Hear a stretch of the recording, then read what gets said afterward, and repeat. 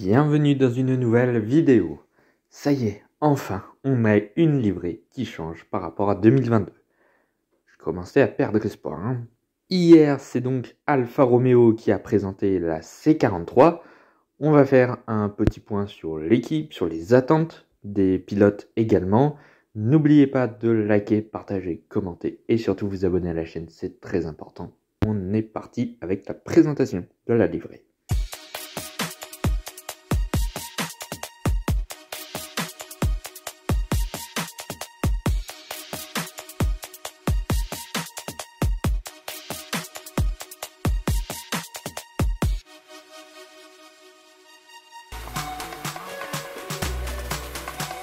Voilà donc l'Alfa Romeo C43 pour cette saison 2023. Et il y a un changement majeur, niveau couleur en tout cas, c'est le blanc qui a été remplacé par le noir. Et franchement, je trouve cette livrée magnifique. Pour le moment, c'est la meilleure des 4 qui ont été présentées en Formule 1. Et de très loin. Alors, chez Alfa Romeo, ça avait été déjà annoncé un petit peu avant la présentation de la livrée. Orlen n'est plus le sponsor titre de Alfa Romeo, ils ont rejoint AlphaTauri. En revanche, ils en ont trouvé un autre de sponsor titre avec Stake. Non, pas ça. Ça. Bon, bref. Passons maintenant à l'évolution par rapport à la C42 de l'année dernière. Donc, comme je le disais tout à l'heure, les sponsors changent. Également la couleur, donc le blanc de Orlen qui devient le noir de Stake. On peut également voir, au-delà de Stake, qu'il y a pas mal de sponsors qui ont fleuri sur la livrée. Ça, c'est plutôt pas mal pour le financement de cette C43. Niveau technique, moi, j'attirerai votre attention surtout sur le fond plat. On a vu, eh bien, il y a un changement par rapport à 2022 et c'est assez intriguant. C'est ces genres de petites ailettes sur le bord du fond plat, comme vous le voyez. C'est assez particulier, donc à voir ce que ça donnera niveau aérodynamique. Également au niveau de la cheminée, au-dessus de la tête du pilote, avec donc cette fois-ci deux aérations, mais cette fois-ci l'une au-dessus de l'autre, alors qu'en 2022 c'était l'une à côté de l'autre. Bon bref, voilà. C'est les deux gros changements, un petit peu les pontons peut-être, mais voilà. Après, à voir ce que donnera l'Alfa Romeo en termes techniques lors des essais hivernaux et puis ensuite lors du premier Grand Prix à Bahreïn. Bon, cette année chez Alfa Romeo, c'est un petit peu le bazar du côté du management. Alors tout d'abord, en tant que PDG du groupe Sauber, eh bien cette fois-ci c'est Andreas Seidl qui a donc quitté son poste de team principal chez McLaren pour diriger donc le groupe Sauber, donc Alfa Romeo cette année, qui deviendra Sauber à partir de 2024 et pour 2025 également, puis ensuite il dirigera donc la marque Audi. Autre recrue dans le management du groupe Sauber et donc de Alfa Romeo, enfin recrue entre guillemets puisqu'il était déjà chez Sauber ces dernières années, c'est l'italien Alessandro Aluni Bravi. C'est un nom que peu de personnes connaissent, si ce n'est une ou deux personnes dans le monde de la Formule 1 en tant qu'amateur. Personnellement, quand j'ai vu l'annonce de Bravi chez Alfa Romeo en tant que team, alors déjà team représentante, je me suis dit, mais qu'est-ce qu'ils ont fait, quoi? Alors, je vais tout vous expliquer et vous allez voir qu'Alessandro Aluni Bravi, c'est pas non plus le petit dernier venu. Il connaît déjà très bien la maison Sauber, par exemple.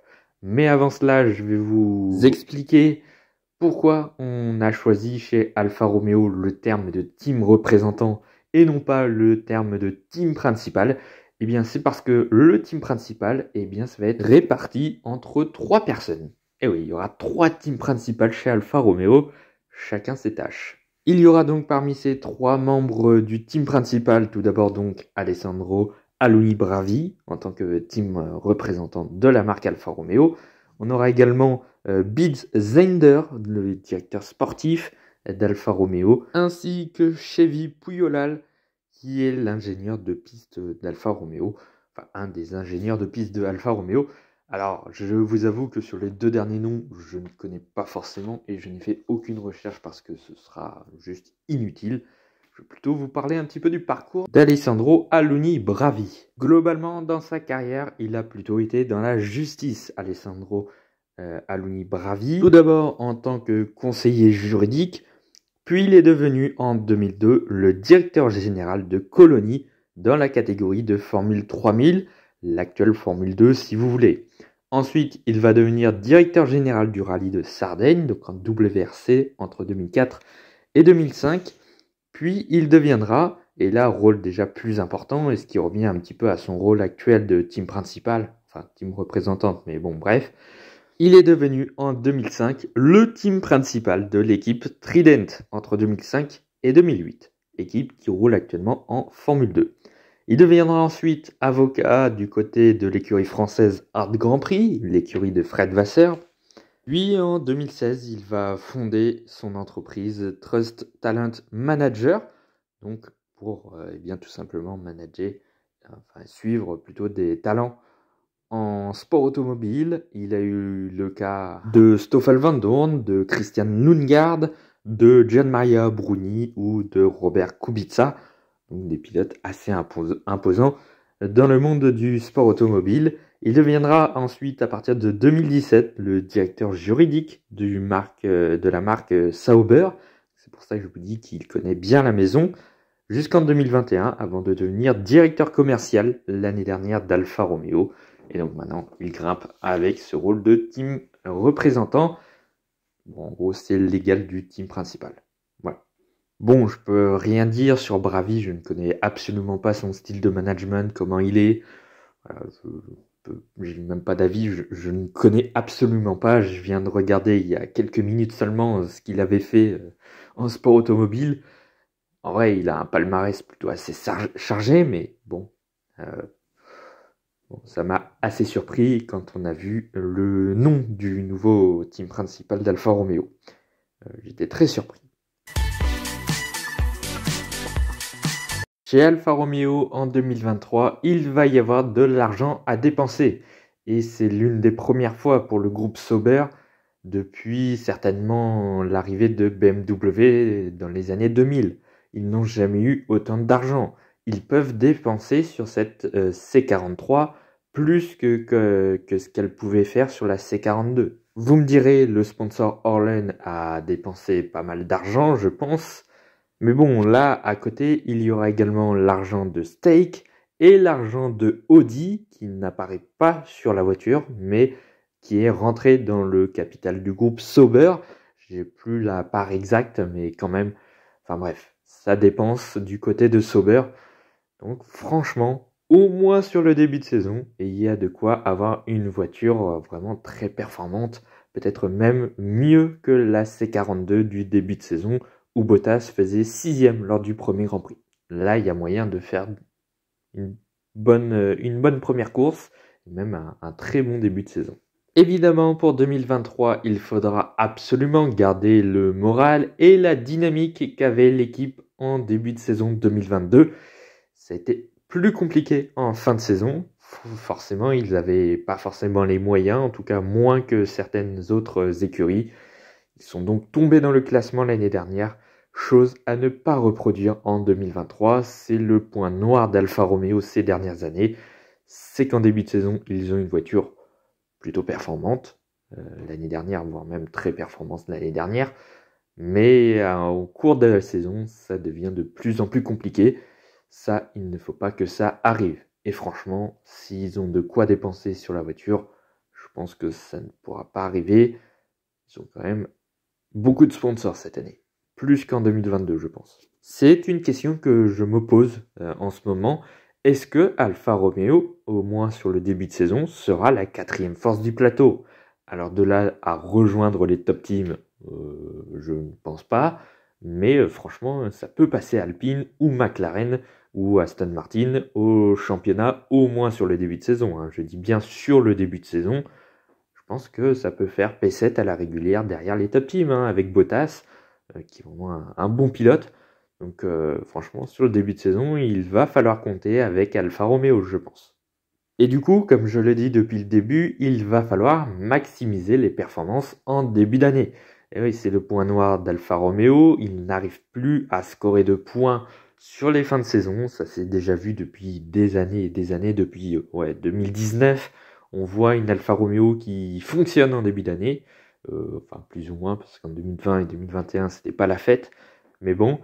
Et en fin de saison, c'est beaucoup plus compliqué, donc il va falloir marquer un maximum de points en début de saison, capitaliser là-dessus et espérer que ça tienne pour la suite de la saison, au cas où la voiture ne fonctionnerait pas correctement jusqu'à la fin de saison, comme ça a été le cas en 2022, où Alfa Romeo a clairement serré les fesses quand ils ont vu Aston Martin revenir. Ça s'est tenu pour 0 points, mais c'était chaud.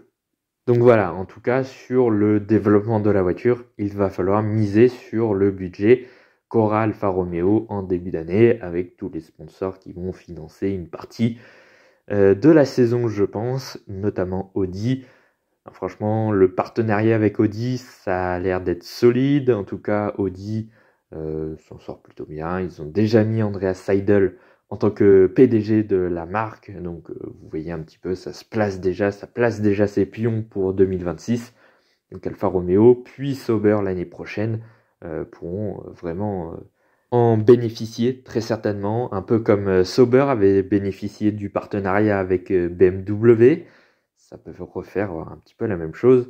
Je vous rappelle, BMW Sauber, dans les années 2000, il matchait franchement avec les meilleures équipes. Avec Ferrari et McLaren à l'époque, ils étaient franchement pas loin. C'était la troisième force du plateau et Robert Kubica avait même gagné une course au Canada en 2008. Et franchement, 2007-2008, ça avait été des grosses saisons, même si par la suite, c'était un petit peu plus compliqué. Mais globalement, le partenariat qu'avait Sauber avec BMW était un succès, tout simplement. Donc ça peut faire pareil avec Audi. Bon, même si je vous avoue que je pense que comparer le partenariat BMW avec Audi, je pense que c'est pas franchement le mieux à faire. Voilà, chacun son projet, tout simplement. À l'image d'Alfa Romeo, Valtteri Bottas a connu un très bon début de saison, très constant, beaucoup de fois dans les points, mais malheureusement, la deuxième partie de saison a été beaucoup plus compliquée, due, je pense, au niveau assez faible de l'Alfa Romeo en fin de saison. Bottas en a payé les frais. En tout cas, avec le partenariat Audi-Alfa Romeo, enfin Audi-Sauber plutôt, Valtteri Bottas peut être vraiment le gagnant de ce partenariat du côté des pilotes. C'est un pilote solide, il est rapide, quoi qu'on en dise de son époque Mercedes, il était comparé à Lewis Hamilton quand même. C'est pas le meilleur pilote de l'histoire de la Formule 1, loin de là, mais c'est quand même un pilote très solide. On oublie souvent ce qu'a fait Valtteri Bottas pour Williams quand elle est revenue en tant que top team, entre guillemets. En tout cas, où Williams arrivait à jouer les podiums, Bottas était vraiment un leader pour l'équipe. Et bien, c'est un petit peu la même chose pour Alfa Romeo, dans une moindre mesure, puisque Alfa Romeo ne joue pas les podiums, et même les places d'honneur. Ça joue les points, en tout cas en début de saison. Non, Bottas, c'est un pilote solide et il a besoin d'une bonne voiture pour être performant. Donc si l'Alfa Romeo est performante, notamment en début de saison, on peut avoir du grand Valtteri Bottas. Un petit peu comme on avait eu à Bahreïn, où il avait vraiment fait un week-end XXL. Il s'était même qualifié entre les Mercedes, ou même devant les Mercedes. Voilà, franchement, Bottas, s'il a la voiture, il peut faire une grande saison. Mais il faut que la voiture soit performante tout le long de l'année. Sinon, ça va être plus compliqué. Alors oui, Valtteri Bottas a été performant en début d'année 2022. Le problème, c'est qu'en fin d'année, en plus de subir sa voiture, qui n'était plus performante pour marquer des points, ou moins en tout cas, eh bien, il a commencé à subir la loi de son jeune coéquipier Guan Yu Zhou, où le Chinois a commencé à le devancer en qualification et même parfois en course. Attention, il ne faut pas reproduire ça en 2023 pour Valtteri Bottas. Il ne faut pas se faire surprendre par Guan Yu Zhou. Ce serait vraiment très délicat ensuite pour Valtteri Bottas que de se faire dépasser par un pilote qui a débuté l'année dernière. Alors que Bottas, je vous le rappelle, il entame cette année sa 11e saison en Formule 1. Ouais, en 2023, il va falloir garder la tête sur les épaules pour Valtteri Bottas. En cas de chute de performance de l'Alfa Romeo, il ne faudra pas totalement baisser les bras. C'est un petit peu le problème de Valtteri Bottas, c'est que quand il n'a pas la voiture, ça devient un petit peu plus compliqué et il a légèrement tendance à baisser les bras et à se faire dépasser par son équipier. Ouais, ça va être ça, hein, les attentes envers Valtteri Bottas. Ça va être déjà de maximiser la performance de la voiture, de scorer un maximum de points début de saison si la voiture en est capable, hein, parce que je pars du principe que l'Alfa Romeo sera capable de marquer des points assez aisément en début d'année, mais il ne faudra absolument pas baisser les bras en fin de saison et surtout rester en tant que leader. Là, ça va être le plus important pour Bottas. Normalement, ça devrait le faire. Surtout qu'on se base un petit peu sur le passé du Finlandais plus que sur le présent, même si le présent a été très bon. Mais bon, voilà. Même s'il ne réussit pas totalement son année, qu'il se fait un peu balancer par Zhou, va quand même peut-être encore lui assurer le rôle de leader qu'il a acquis grâce à son passé. Mais bon, en soi, voir Bottas derrière Zhou, ce serait un échec, hein, tout simplement pour Bottas sur cette saison 2023. Mais je pense que Bottas sera très largement devant Zhou, je pense. Pour Guan Yu Zhou, eh bien, ça va être un petit peu différent de Valtteri Bottas. Lui sort d'une première année en Formule 1 correcte. Hein, ça n'a pas été franchement exceptionnel, mais ça n'a pas été nul non plus. Et franchement, le Chinois m'a plutôt impressionné positivement. Franchement, je ne m'attendais absolument pas à ce qu'il a fait cette année. Tout d'abord, marquer son premier point dès sa première course en Formule 1, grâce au Red Bull, certes, mais quand même. Il a été dans le coup dès le début d'année. Bon, il y a eu parfois où il était un petit peu loin de Bottas, mais bon, ça c'est tout à fait compréhensible. Hein. C'est un rookie, et puis de toute manière, même en étant loin de Bottas, il n'était pas au fond du peloton non plus. Et en fin d'année, Guan Yu Zhou a même réussi à faire jeu égal avec Valtteri Bottas et même parfois devancer son vieux coéquipier finlandais. Non, franchement, solide saison 2022 de Guan Yu Zhou. Ouais, mais maintenant, si Guan Yu Zhou refait une saison comme en 2022, mais en 2023, là, ça ne suffira plus. Et là, les critiques vont commencer à fleurir si Guan Yu Zhou refait la même saison que l'année dernière. Ouais, parce que cette année, il n'aura plus le statut de rookie. Hein, il faudra qu'il se mette dans le rythme directement. Bon, qu'il soit encore derrière Bottas. Voilà. Ce sera pas trop grave s'il reste dans les roues de Bottas. Pas trop loin non plus. Mais bon, voilà. S'il est pas trop loin de Bottas, ça suffira là aussi. Mais voilà, il ne faudra pas faire la même saison 2022 en 2023. Sinon, ça ne suffira plus pour garder son baquet par la suite. Donc voilà, première attente, hein, ça va être évidemment toujours de progresser. Il n'est pas complètement à son meilleur niveau, je pense, Guan Yu Zhou.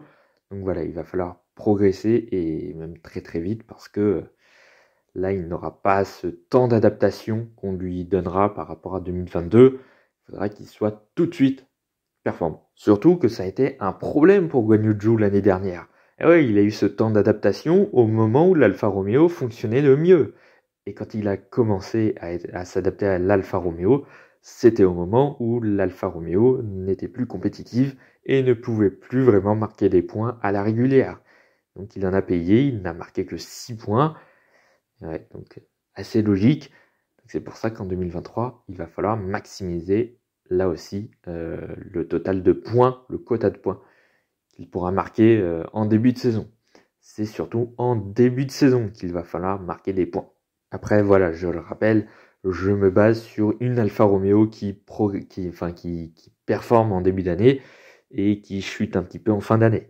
Un petit peu comme chaque année, mais ça se trouve, l'Alfa Romeo tiendra toute la saison. Hein. Ça se trouve, Guan Yu Zhou, il arrivera à marquer des points Il pourra en tout cas essayer de marquer des points sur tout le long de la saison, hein, peut-être, mais je me base sur ce que je pense en tout cas.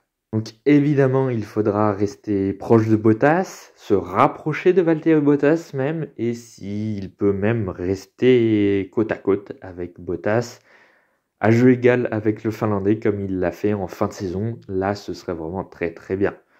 Ouais, voilà. Après, tout dépend de la performance de la voiture, hein, comme je le répète. De toute façon, la plupart des performances des voitures, des pilotes plutôt, euh, ben, influencent les résultats des pilotes. Bref, en 2023, pour Guan Yu Zhou, il va falloir se mettre dans le bain dès le début de saison et réussir à être le plus proche possible de Valtteri Bottas.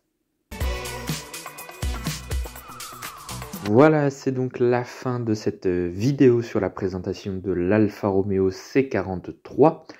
On se retrouve dimanche de mémoire, le 12 février, je crois, en toute fin de semaine en tout cas, pour la présentation de l'AlphaTauri AT04.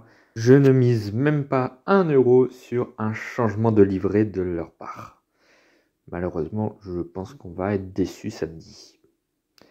En attendant, n'oubliez pas de liker, partager, commenter et surtout vous abonner à la chaîne, c'est très important. On approche des 300 abonnés, plus que 11. À l'heure où je parle, on est à 289.